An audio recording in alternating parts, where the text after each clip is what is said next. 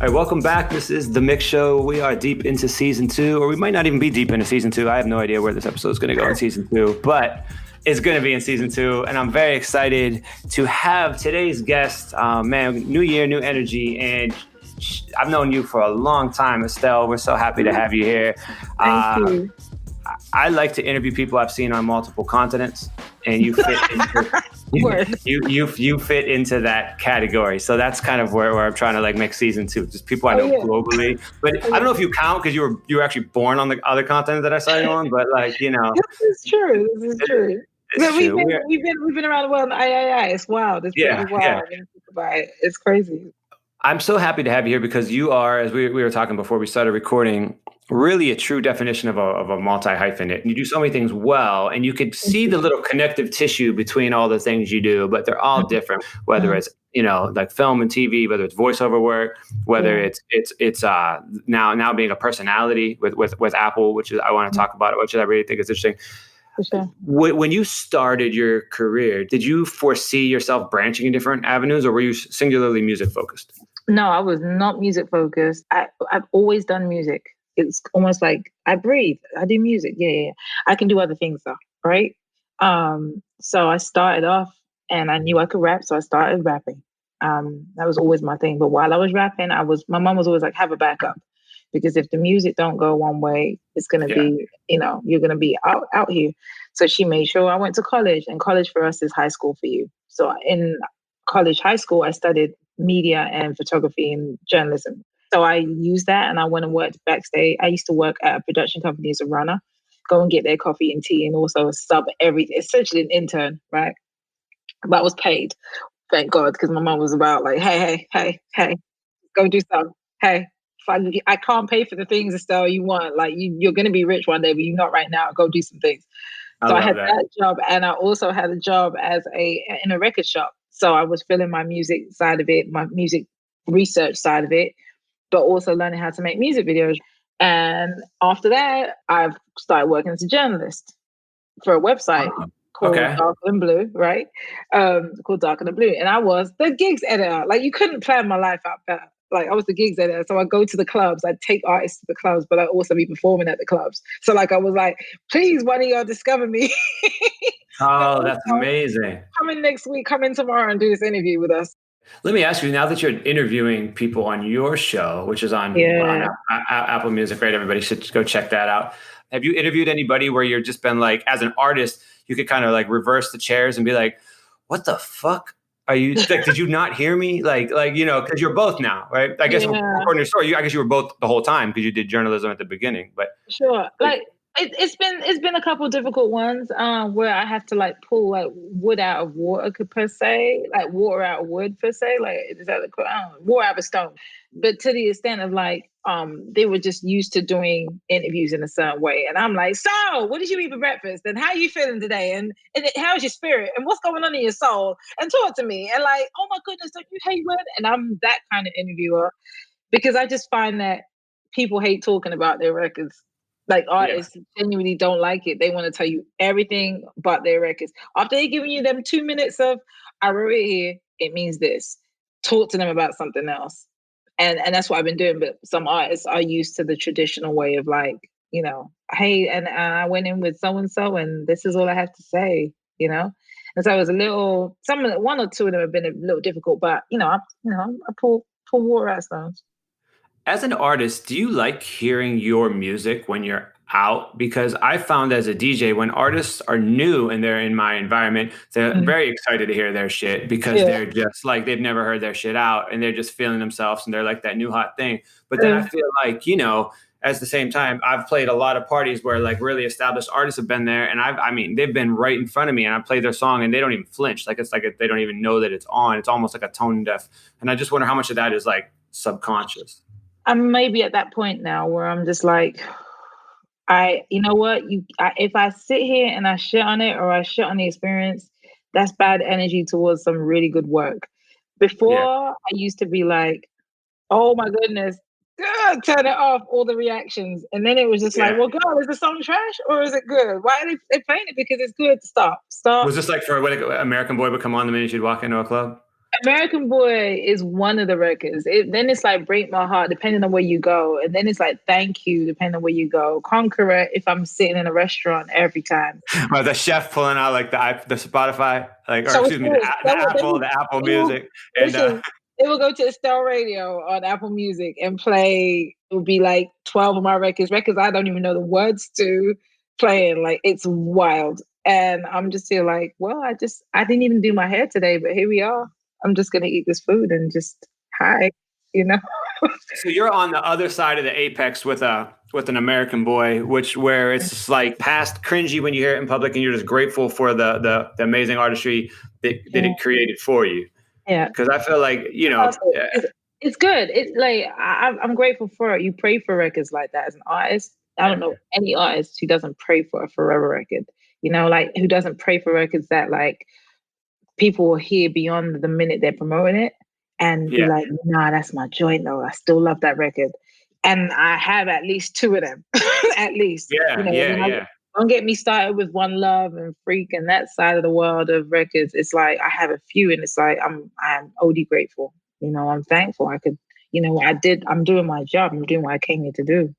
You know, I feel like when artists start, like, you want to make music that, even as a DJ, like, you know, you want to make music, you want to play music that you'd never play at a wedding. Mm-hmm. And then when you become an adult and you become established, you know, that's like the pinnacle. If you have a song that could actually get played at a wedding, then that means you're good. That means like you are lifestyle. Let's see. Like you're good. I mean, you don't need to, you know, you figured the shit out.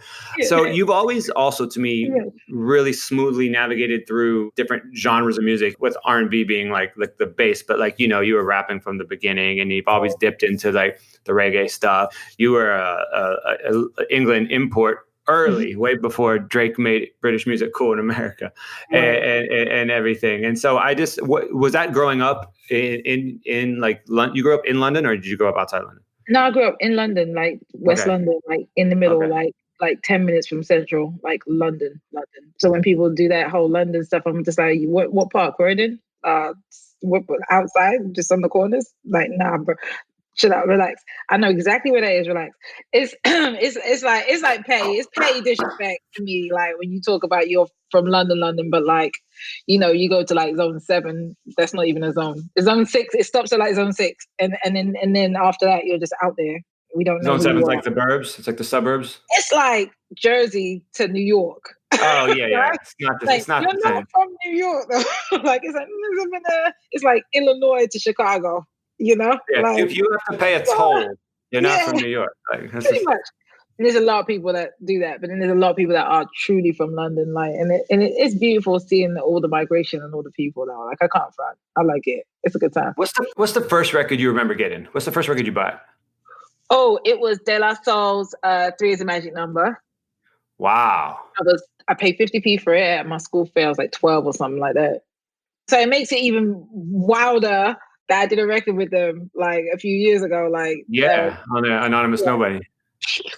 My whole soul just boom. Like, I was just looking at them, like, just staring at them and looking at them, like, but also trying to be myself, but also like, I'm in a field. De La Soul filming a video for a song I wrote to a Pete Rock beat. Yeah, to the Pete Rock beat. Riding around. Weren't you riding around in a car? I'm trying to remember that video. It was stuff. Young girl that both of them had tried to get at when they were young, and then we were grown ups, and I was marrying one of them. It was just wild. That's funny. You know, my first ever public gig in my life was in '97. I grew up in Cleveland, and it was I opened for them in '97, and I sucked. It was like I had a college radio show, so I had like all like the underground credibility. So they booked me the venue booked me to like open, but I never did anything outside of dorm room parties. And so I was just like, oh, now I'm on this stage. And this is like when Snakes and Tides just dropped. And it was just like, and I'm just like, it was good. It was fine. Like, it wasn't bad, but it wasn't my level of DJing now. But I was just so nervous. I just found all the pictures, and it's just crazy. I was so wide-eyed. And I remember Mace gave me his number, and he was just like, you did a good job. And he handed me his piece of paper back then with a phone number. And I was too scared to call him for like 4 years. And I called that dude when I fucking graduated college, like 4 years later. And of course, the number was like, it was probably like a beeper. That was when shit became real for me. But I got to be on that stage. And I was like, and then whenever I see those guys now, I'm always like telling them the same story. Like, don't give a fuck. No, they can't. And that's No, the no, no. They're such great guys. incredible dudes and like just sweethearts. Like I love them all. They're like my brothers. They're very good people. I know, and that's why I know Mason, Dave. I know Mace for the longest. When I was coming up in the UK, I had met him because we were working with my producer friend Joe Buddha, and he would stay up with Joe Buddha whenever I would be up there working, and he would DJ sometimes, and it was just like we have this other bond, like on some like he's my big brother, like anybody E.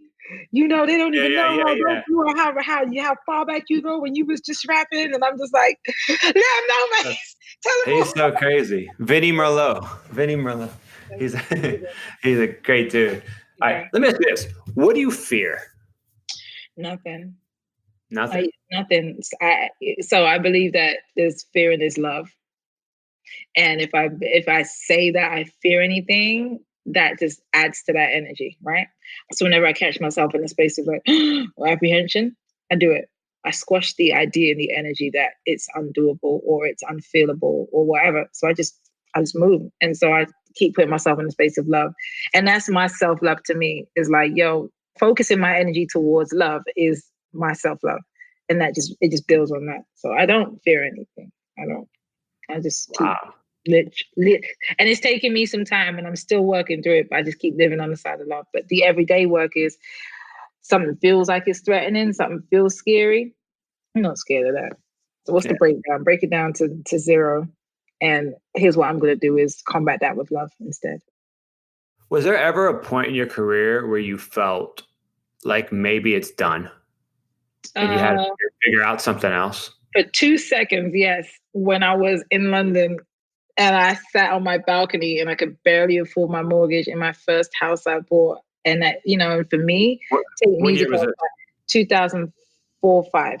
So after I released my very first album in the UK, we do our thing. 2005 was good. We put the 3 records up, the singles, then they were like, all change. We want you to change your style, change your energy, and go work with these producers that had nothing to do with the success of my first album. And I was just like, no, thank you.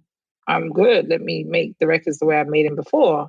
Because what's broke, you don't fix. You just elevate. And I said, well, okay, guys. Shine it up a little bit. Just buff it down a touch, And I said, who's going to help me buff this down? John Legend. And they legit said to me, and it's the album that became Shine with American Boy and everything else. They said to me, who's John Legend? That year, John had won like 500 Grammys. His album went like gold first week out in the UK. I had toured with him extensively. They had given me money to tour with him. And they legit said in the A&R meeting, who is John Legend? And I wanted to throw myself through a wall. So I said... You've obviously never been to Springfield, Ohio. It was just... Right. You silly. You're so silly. It was just wild. But look, out of that, and it was a 3-month period in between that where I was recording my album myself. I went back to basics with it. I was like, well, let me go and record. Pay my money, fly where I got to fly, build my relationships, do what I got to do. There's a 3-month period where I couldn't travel because I had no money because I hadn't been doing any gigs. And I was just sitting on my balcony like, oh shit, this might be it. I don't know if I'm supposed to do this. Same thing. Like I remember at that point, that was the beginning of the fear versus love for me. It was like, well, what do you love to do? I love this. Well, where do you want to see it go? I want to win my Grammys. And I decided I was going to do it. And then I just did it. I love it. So when for people who are starting out, whether it's an artist, it could be somebody in fashion, it could be an entrepreneur, it could be anybody, especially after this last year where everybody is starting all sorts of amazing things because of the quarantine. Betting on yourself is truly the best gift you can give yourself, huh? 100%. Get very clear about who you are and what you're here to do and literally do it every day. There's no 4 ways on it. There's no 4 ways. And doing it every day, it's up to you what that looks like. It's not somebody's mandated version of events. It's what it looks like. There's some days and there's days before the quarantine where I would just be like, I'm going to smoke something and I'm going to lay out because my brain can't function and my brain needs a rest and my body is physically tired. I just got off of doing a marathon tour here or there. I was out there with a schedule. So when I come home, I was hard on myself trying to push. And I was like, you know what? I'm going to take a day off. I'm going to smoke and I'm going to lay out. And that day turned to like 3.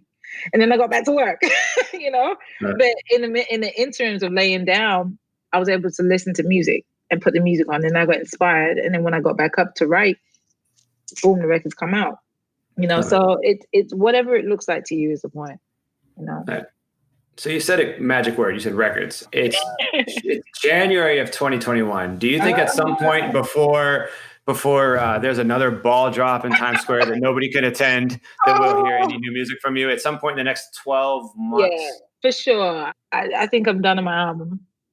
We started recording it quarantine style actually started recording it in 2012. We came back to it in that's serious. We came back to it in 2017 and then back to it again in 2019. So I've been working on this one for a minute. Again, as I flow, I'm not pressing it or pushing it for nobody, but it's going to be out this year because I think we need some joy. We need some joy. And I have this is the year of joy. I have some happy records. Nice. We need that. And how did the Apple Music Show come about? Oh my goodness. So again, just in knowing what you love and what you want to do, right? After I did Lovers Rock, my friends had decided to tell me that they really came out like bit by bit, like, yo, you do so many genres so well. You need a radio show, like, because your playlist be hitting. And I was just like, all right. And then my team were like, let's go and see if we can at least do a playlist show with Apple. Right. And I was just like, sure. Like we could do reggae music. I could play all my reggae joints and I could like fake DJ, for the man them. And they were like, yeah, cool. They went to Apple and they pitched the idea of me doing like one of the the artist playlist shows. And then Apple came back and said, she's a little bigger than that. Does she want to do, not bigger, but she's a little bit more expansive. Does she want to do a radio show? Like a radio host, like 5 days a week. And I was like, I have time. I had just started to kind of really get a grip on, I'm going to say a grip on balance in my life. And I realized how much free time I actually had when I wasn't trying to do 57 things I don't need to do. Right. So I was like, what? I actually have the time to do it. The mental capacity. I do these all day. Sure. It's been a learning process. My team are great. They make me look good. But it's been a blessing. Like, man, I can't even front. Like, it's something to stay engaged with and something to stay up about, especially on the days when it's like I said, the in-between days where you're just like, I cannot.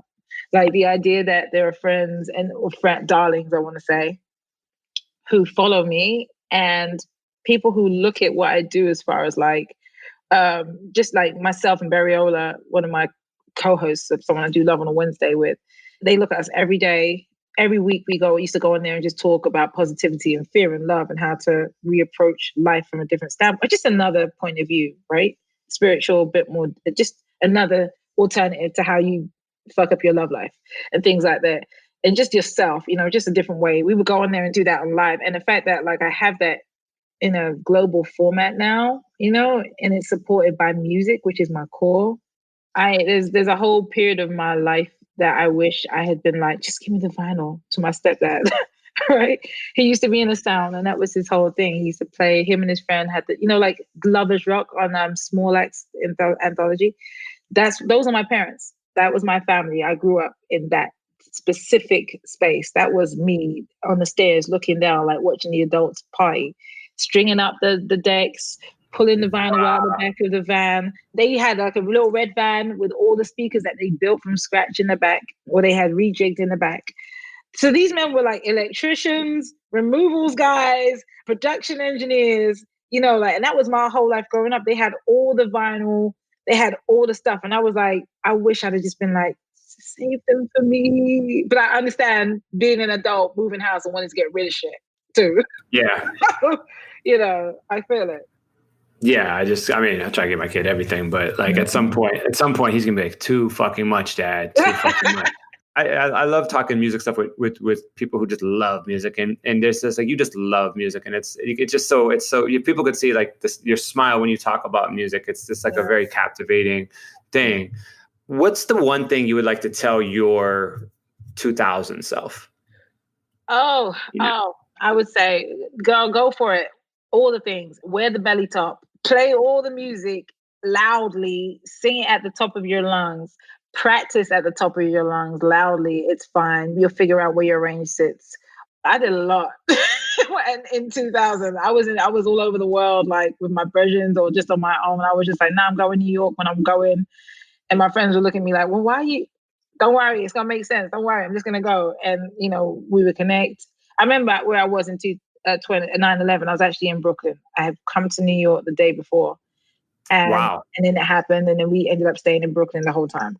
So I did a lot. It's more. It would be more on the personal side. Like, go for it. Date the guy. Wear the belly top. Wear your clothes. Be happy. Like, don't worry about perceptions and what people are gonna think of you. You're gonna. It's beautiful either way. You're gonna be fine, and no one will remember. Just live. Don't be so career minded that you forget that you're a woman and a young girl, and you should live and do things. Yeah. You wake up an old person like me, like, what the fuck did I do with my life? Never. You're living an amazing life. I have no idea. I wake up every day. Also, I do realize I forgot to ask you, you have some TV and film stuff coming out this year. Could we talk about that really quick? Well, I did some stuff last year for a couple Netflix shows, and we've had the last year and we've utilized everything with Steven Universe to for the side of social justice.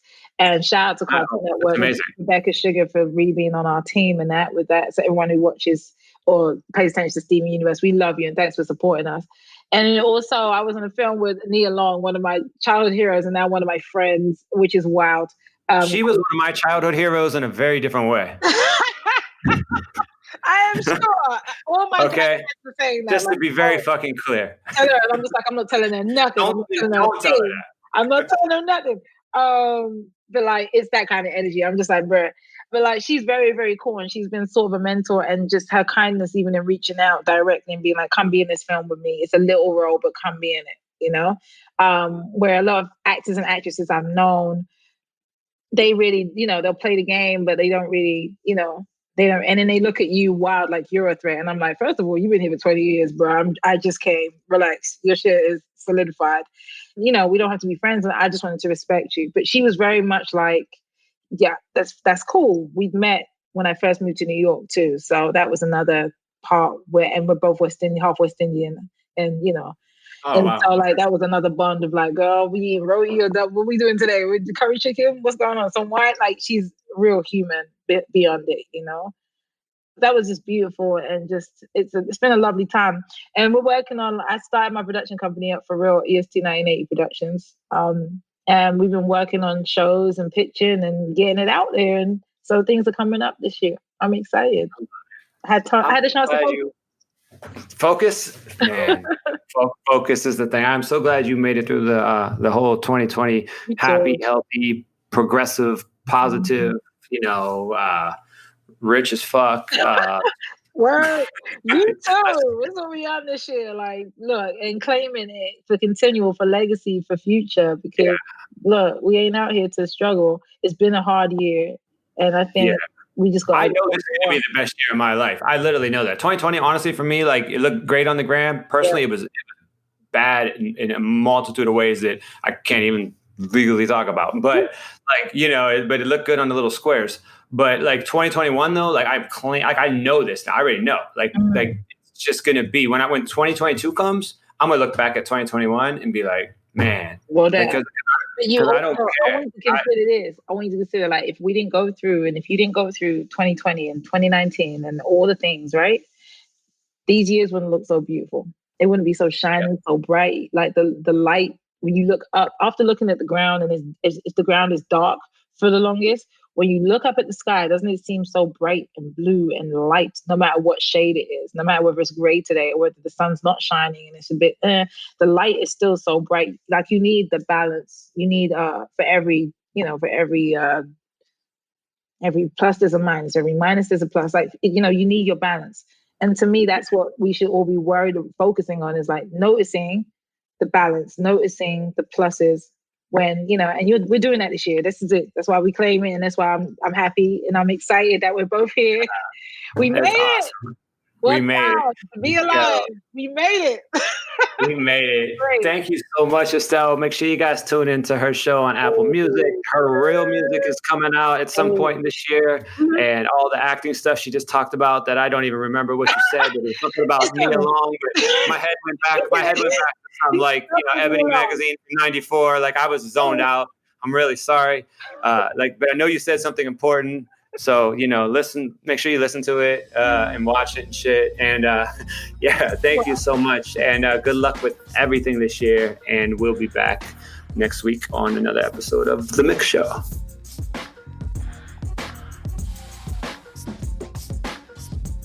That was it for another episode of The MICK Show. Thank you so much for tuning in. Please rate and subscribe to The MICK Show wherever you like to listen, and make sure to follow on Instagram @Mick and on Twitter @IamMick. Let me know who you want to hear on a future episode, and we will see you back here next week. The MICK Show is presented in partnership with MAXIM. The show is produced by Lantigua Williams & Co. Cedric Wilson is our producer and mixed this episode. Manuela Bedoya is our social media editor.